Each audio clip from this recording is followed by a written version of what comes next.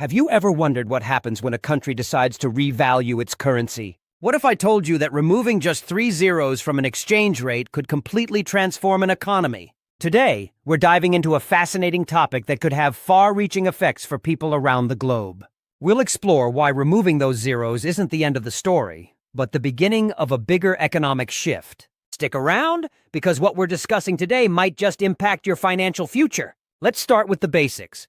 What does it mean to remove 3 zeros? In many countries, high inflation has caused their currencies to accumulate a lot of zeros at the end of their values. For example, a currency that once was worth $1 now requires 1,000 units to equal that same dollar. By removing 3 zeros, the currency's exchange rate could suddenly look much more stable. This step can help restore faith in the currency. But here's the thing, there's more to this than just removing zeros. This is part of a larger process called redenomination. After the zeros are dropped, the currency still needs to float. That is, its value will be determined by the market forces of supply and demand rather than being fixed by the government.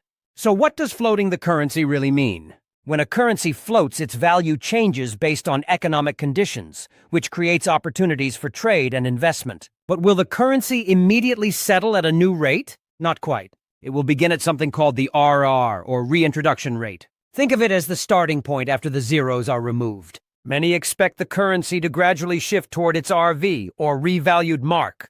It's like setting the stage for a comeback, and over time, as things stabilize, the currency can find its true economic value. Countries that go through this process are very careful because they don't want to destabilize their economies even further. But what are the potential benefits? First, removing zeros helps restore trust. People start to believe in their currency again.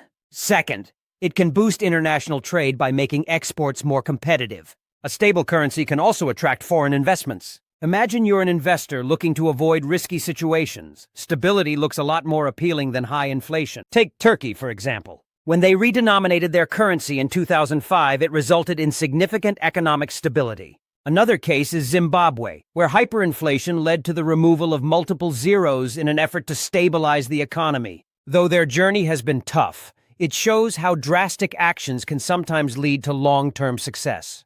Now, what happens after the reintroduction period? People begin to anticipate that the currency will continue to rise. It's a bit like waiting for a stock to increase in value after a split. Investors get anxious, watching the numbers, hoping for the next move in the market. The floating period can be unpredictable, but often it leads to a revaluation. The key thing to remember is that this process takes time.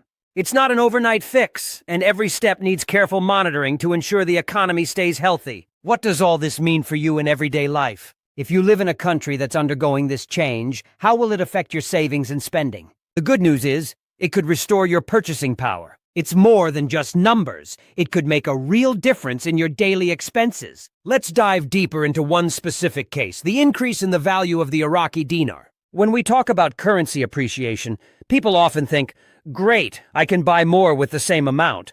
But it's not always that simple, especially for everyday Iraqi citizens. In theory, a stronger dinar could make imports cheaper. You'd expect to pay less for things like electronics or clothes. But here's the problem. Many essential goods are priced in dollars. So even if the dinar increases in value, it doesn't necessarily make these goods any cheaper for you. Let's break it down. Imagine you want to buy a smartphone that costs $500. Even if the dinar rises in value, that $500 smartphone might still cost about the same in dinars, depending on market conditions. Essentially, you may feel like you're gaining, but prices will likely adjust alongside the currency's change in value. This brings us to inflation. History shows that currency value changes can often lead to inflation. If the dinar appreciates, businesses might raise their prices, assuming people will have more money to spend. So even though you may have more cash in your pocket, your purchasing power might remain the same, or in some cases, even shrink. Now let's consider local businesses. These businesses usually operate with slim profit margins, and if the dinar appreciates significantly, they may struggle to compete with imports, which could lead to job losses and a reduction in the variety of local products available. Next, let's look at the role of banks and financial institutions. When the dinar increases in value, banks might tighten lending because they're uncertain about the future stability of the currency.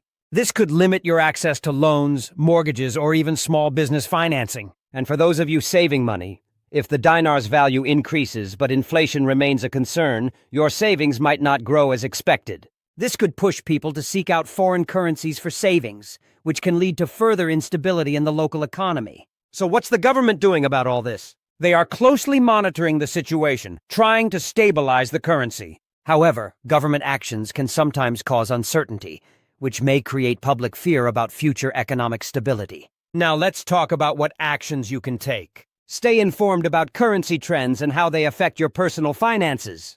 Consider supporting local businesses to strengthen the economy. Even if the dinar increases, supporting local commerce can help stabilize the economy, rather than just benefiting imports. Additionally, think about diversifying your savings. If you're worried, consider saving in different forms, not just cash. You might also want to invest in small-scale projects that can help secure your financial future.